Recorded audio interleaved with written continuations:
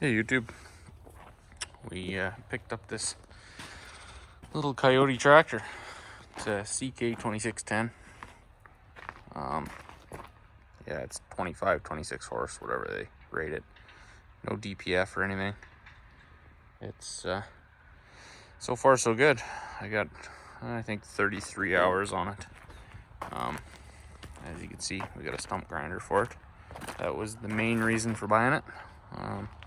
Stump grinder, and then a set of forks and grapple bucket and regular bucket, obviously. Yeah, it's got the skid steer style quick attach. Works excellent. Yeah, I was a John Deere construction equipment mechanic for the last 13 years. Worked on Komatsu before that, and built picker trucks and shit before that. But yeah, I wasn't sure. I was looking at John Deere's.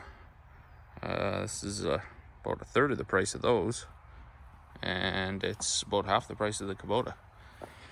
And as far as I can tell, so far, I'm impressed.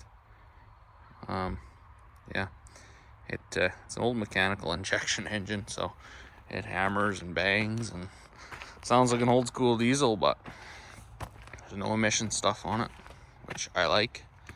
I was thinking about going to the next size up, but then you get a DPF and all that crap on it, and electronics, and I just didn't want to be bothered. I might turn this thing up, cut the seal off the rack limiter, and crank her up a little bit, but I don't know, we'll see. So far I haven't needed to, so yeah, I'm impressed with this thing. It's done everything I've asked of it.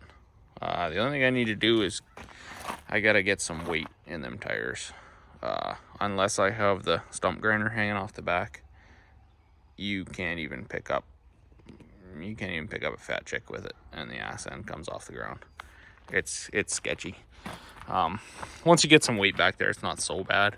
It is still pretty light in the ass end, but you know, I wanted to try it out and see what happened. But it says you can lift 1,800 pounds with it, but I'm thinking you need 1,800 pounds hanging off the ass end to do that, so might build a ballast box for it. I haven't really decided yet, but we'll get something going. Yeah, so it's pretty bare bones. It's got a clutch for you to engage the PTO. It's just got a manual PTO. Doesn't have the soft start or hydraulic PTO or anything like that. So it's got two remotes. One's got a detent, one doesn't. That's the only thing I'm kind of disappointed about. The hydraulics leak down, like no matter what. If you leave, doesn't matter what you have hooked to it, if you leave it sitting there, they creep down. The loader will creep down overnight. It doesn't hold. Yeah, I mean, I'm used to it now. It takes some getting used to. The hydraulics are a little bit jerky, especially running this stump grinder. I'll make another video on this thing, but it's Chinese, it's cheap. These flow controls do absolutely nothing. You can crank them down, doesn't change the speed at all until you crank them right off, and then it doesn't move. So I'm gonna come up with something better. Buy some name brand ones and some different hoses and shit. But yeah, like I said, I'll make another video on that thing. But so far, the tractor I'm impressed with. It was supposed to come with a third function. Their idea of a third function is, you can see them hoses hanging there. I plumbed it all, but they threw these hoses in. That's their idea of a third function. Well, I need two remotes for that, and then my grapple bucket's kind of useless. So I'm gonna invest in the Summit kit, but I'm gonna mount it different. I'm gonna mount the valve underneath somewhere. I'm gonna get the one with the extra remotes. Usually it mounts up on the ROPS there, but I'm gonna mount it underneath. I think I found a spot That'll work where it's not hanging down too low. And then run extra hoses to the back for 2 more remotes, and then the hoses to the front for the 3rd function. Yeah, like I say, so their idea was just these hoses. Well, you can't take the loader off unless you cut all the zip ties and pull the hoses out from under the back wheel there. Well, nobody's gonna do that. So, and when you're tilling with this thing, it's nice to have the loader pulled off, because then it's nice and short. But yeah, so we'll have to do something with that. I'll make a video on that when I end up doing it. I haven't done it yet. I'm just I've been using this thing just about every day, so it's kind of, don't want to put it down. It was supposed to come with cruise control. It didn't, so I put that in. I made a deal with the guy that he kind of screwed me around on the 3rd function, so he's supposed to get me the link pedal kit, which it also didn't come with. He didn't even know what it was, so I got that on order. If you don't know what the link pedal is, it's so that your throttle goes up as you push harder on your hydrostat pedal. So we'll get that kit, and then yeah, he threw in the cruise control kit. That's that button there. So I installed that the other day.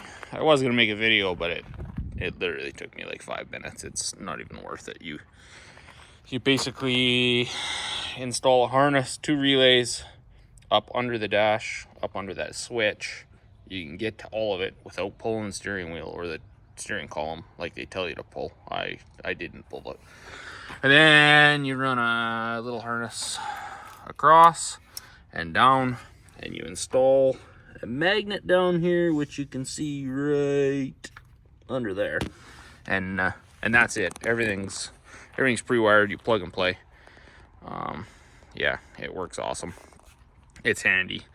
When I'm doing jobs in town here, I drive the thing there, so it's nice not to have to hold your foot on the pedal. I went and did a stump grinding job the other day, a couple miles out of town, and yeah, it sure beats pushing on the pedal. I mean, don't call me lazy, but I'm kind of lazy, so it was kind of nice. So yeah, we'll get that installed, or we got that installed. We'll install that link pedal kit. Apparently not too many people have put them on here, so I might try and make a video on that. The guy from the dealer, he had never heard of it. He said he looked up the instructions, and it's a major pain in the ass, so I guess we'll find out.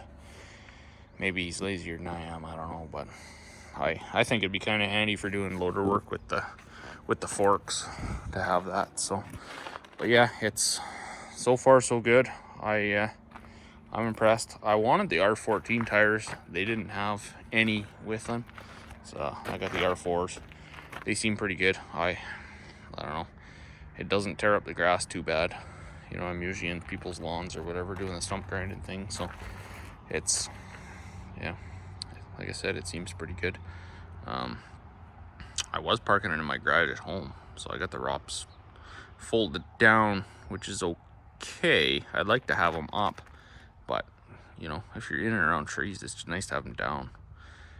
Like I said, it is kind of tippy, so I should have them up, but if I park it in the dump trailer in the shop here, it doesn't fit with it up either. So nice part about it is with it down, I can have everything loaded up and ready to go for the next day. Just back it in and unhook and come back tomorrow and load her up. So, but yeah, they installed a block heater, which is in there. It's kind of a Mickey Mouse outfit. They got they got a little collar that they glue into the block with that Loctite retainer compound, and then thread the block heater into that. I guess it's better than the alternative, but it's, yeah, I don't know. Things pretty good so far. Like I say, I'll once I get more hours on it, I'll make an updated video of if I had any issues with it or anything. Another thing, I'm not sure if this loader is 100% square.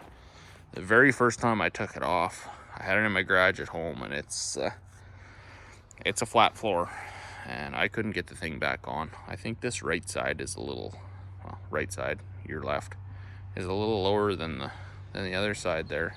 I think it might be a little tweaked, probably just from them welding it up or whatever. It's nothing. When you're using the bucket, you can't notice it or anything, but it did not want to go back on there. I ended up having to get a ratchet strap down on this side and pulling it into place and get the pins in. You know, it was wasn't like it was half a hole out or anything. It was like a 16th out, but it would not go. So I don't know. I'll keep an eye on that. I don't take it off too much now that I got these stupid hoses on there, but I would like to be able to take it off because it only takes 5 minutes, right? So, and if you're doing any maintenance or anything, it's just way better to take it off than lift it up and have it sitting there.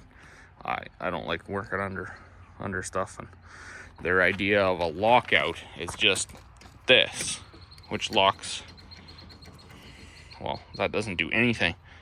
If you decide you're gonna pull a line off and not thinking about it, it's coming down. So it's, yeah, try to be a little smarter than the machine when you're working on it, but mistakes happen sometimes, and I don't want to get killed. So I'd prefer to take the loader off if you're working on it or whatever. But anyways, I'll lift the loader up and I'll show you around the engine a little bit. That'll be that. Another thing I was gonna say here is it's got the seat switch, which I bypassed the other day. I didn't buy their little kit or anything. I actually just took a couple strands of wire, crossed it in the plug, and plugged it back in. So works without the seat switch, but I gotta get the neutral safety switch deal, or the gear shift lever switch is a pain in the ass. You gotta have it in neutral every time you want to start the thing, and the clutch in, which I guess whatever, but it's, when you're hopping on and off the thing, it's annoying. So yeah.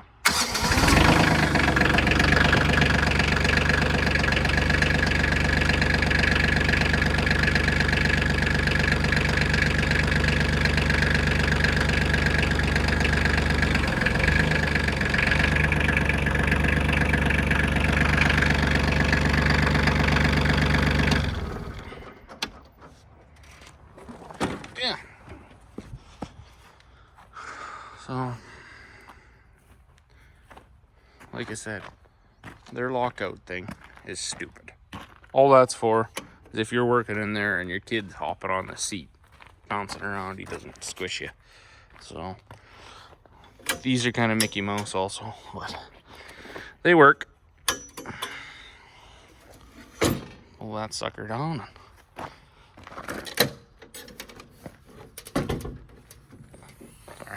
Kind of hard to do one-handed, but yeah. Got your air filter, battery out front here, easy to get to. Removable screen. Haven't been doing anything too much with grass or anything, so haven't had to clean that out yet. But yeah, so it's just a little mechanical injection. It's yeah. So far I like it. Like I said, I might. Here's that the seal on the rack travel limiter there, so I might cut that off and bump her up a little bit. I don't know. According to the mechanic at the dealership, they already do the timing upgrade, or pull a shim out of the bottom of the pump there.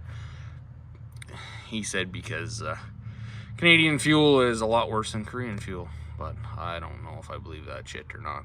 It doesn't look like anybody's fucked around on it, but maybe somebody has.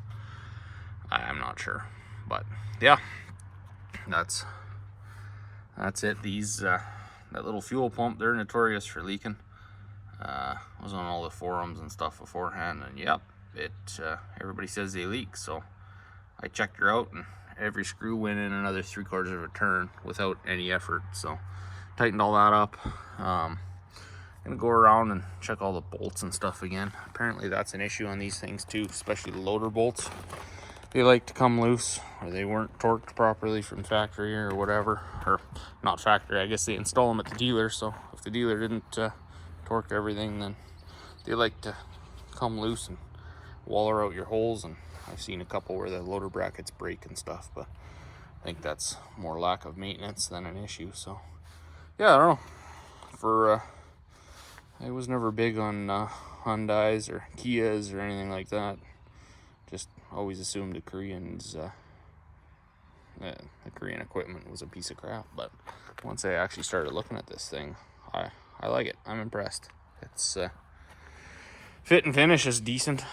It's done everything I've asked of it. 4-wheel drive works awesome. It could use a little more weight, but like I say, I'm gonna throw some weight in the tires. Hopefully that helps, but yeah, I don't like getting under this thing.